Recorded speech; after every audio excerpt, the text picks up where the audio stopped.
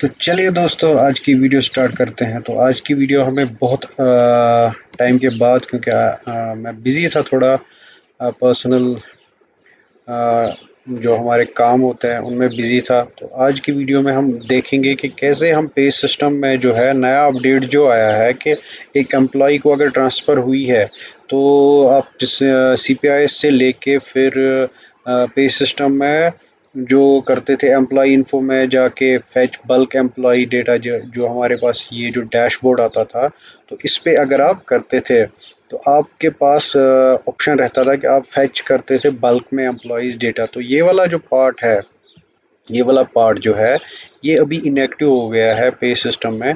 तो आपने अगर एक एम्प्लॉय को ट्रांसफ़र कर दिया है CPIS में, उसकी सारी डिटेल्स आपने लेके रखी हैं, तो आप क्या करेंगे, कैसे आप इसमें से एम्प्लॉयज़ का जो CPIS डेटा है वो कैसे फैच करेंगे। तो इसमें हम देखेंगे, यहाँ पे हमें आज की डेट में ये ऑप्शन अवेलेबल नहीं है। तो इसमें हमें खाली दिखता है नो रिकॉर्ड फाउंड।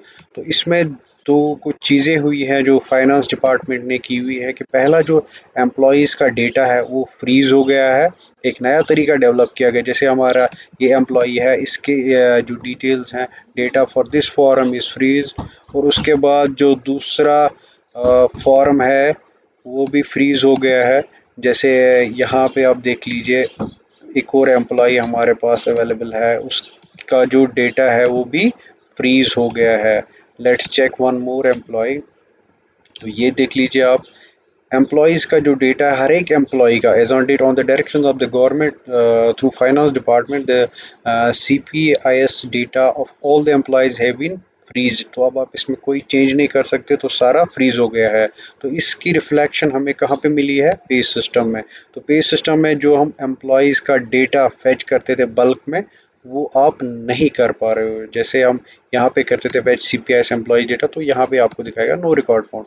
तो ये हम कैसे करते हैं, अब हम कैसे एक एम्प्लॉय को जो ट्रांसफ़र हुई है from one DO to another, from one department to another department, तो हम ये कैसे करेंगे। तो इसमें आप देख लीजिए, हमें जाना पड़ेगा डैशबोर्ड पे। तो डैशबोर्ड में जो ही आप जाएंगे तो आप देख लीजिए, आपके पास क्विक लिंक्स में एक ऑप्शन आता है फैच CPIS डेटा, वहाँ से आपको एम्प्लॉय को फैच करना पड़ेगा। सेम है लेकिन आपको अलग अलग से एक एम्प्लॉय को फैच करना पड़ेगा। उससे पहले आप देख लीजिए हमारे पास यहाँ पे एम्प्लॉय जो हैं कितने हैं, वो आपको क्लियर हो जाएगा फिर ये।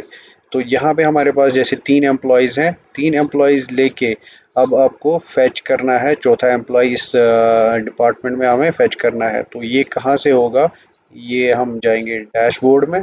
डैशबोर्ड में जाने के बाद हम फैच करेंगे एक एम्प्लॉई का डेटा, जो fetch CPIS data quick links में। तो उसके बाद न्यू करेंगे, उसके बाद यहाँ पे उस एम्प्लॉई का ID डाल देंगे। तो वो एम्प्लॉई हमने जो ट्रांसफ़र किया है CPIS से इधर पे सिस्टम में, तो अब हमने इसका एम्प्लॉई ID देखना है, तो वो यहाँ से हम देखेंगे, कॉपी करेंगे। तो अभी आप देख लीजिए, यहाँ पे डालना है ये ID। तो ID डाल दिया हमने, उसके बाद हम फैच CPIS एम्प्लॉय। तो एम्प्लॉय एक्टिव इन ATTFSD 0010। तो इसमें आपको एम्प्लॉय को जो है पहले इनएक्टिव करना पड़ेगा, फिर जाके आप इसको। तो दो चीज़ें, पहले आपने CPIS से इसको ट्रांसफ़र कर दिया, लेकिन पे सिस्टम में जहाँ से इसकी DDO से, जिस DDO से इसकी पे निकलती थी, तो उसमें भी आपको इनएक्टिव करना पड़े। तो इसका मतलब यहाँ पे जो हमारी विंडो है, जो इसका प्रीवियस DDO है, जहाँ पे ये देख लीजिए, यहाँ पे अभी अभी भी एक्टिव दिखा रहा है।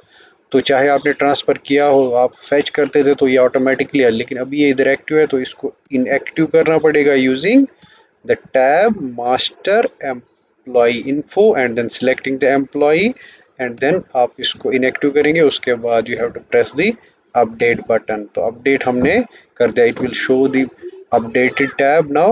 So it's uploading, it's 28%। so let me check what is happening। okay, so again, let's wait a bit।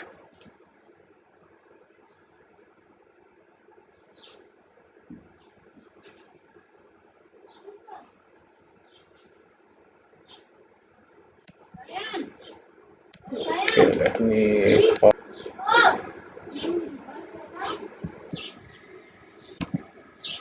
So will make this employee, तो ये थोड़ी प्रॉब्लम आ गई तो इसको इनएक्टिव करेंगे। उसके बाद हमने अपडेट का बटन प्रेस करना है, तो ये एम्प्लॉई हमें अपडेट हो जाएगा। तो अपडेट होने के बाद ही इनएक्टिव हो जाएगा।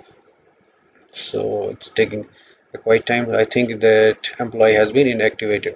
तो ये inactive हो गया है, तो अपडेट भी हो गया है। तो अब हम देखेंगे यहाँ पे, ये देख लीजिए एम्प्लॉय यहाँ से रिमूव हो गया है।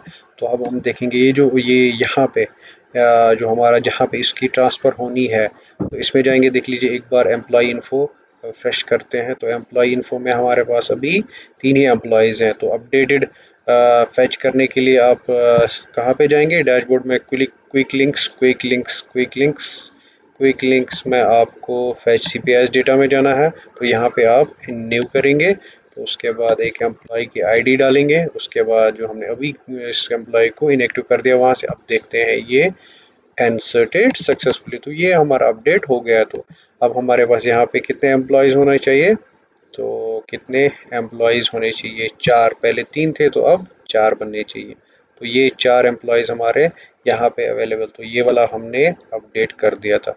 तो अगर हम यहाँ पे चाहें तो फिर आपको जो भी डिटेल्स इसकी अपडेट करनी हो, जो भी अगर कुछ भी आपकी प्रमोशन हुई है, कुछ भी जो आपके जैसे फैच एम्प्लॉय करके हम करते थे, सारी फॉर्म जो है यहाँ पे आपको मिलेगी। तो आप इसको अपडेट कर सकते हैं।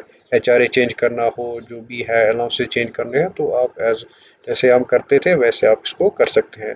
तो ये जो अपडेट आया है पे सिस्टम में, एक तो सीपीआईएस में पहले सारा जो डेटा है एम्प्लॉइज़ का, वो सारा फ्रीज हो गया है। किसी भी एम्प्लॉय का अपडेट आप चेंज नहीं कर पा रहे as on date on the directions of the finance department. This is a very important. तो उसके बाद आपको जो नया टैब दिया गया है पे सिस्टम में, आपको कैसे आप एक एम्प्लॉय को फैच करोगे।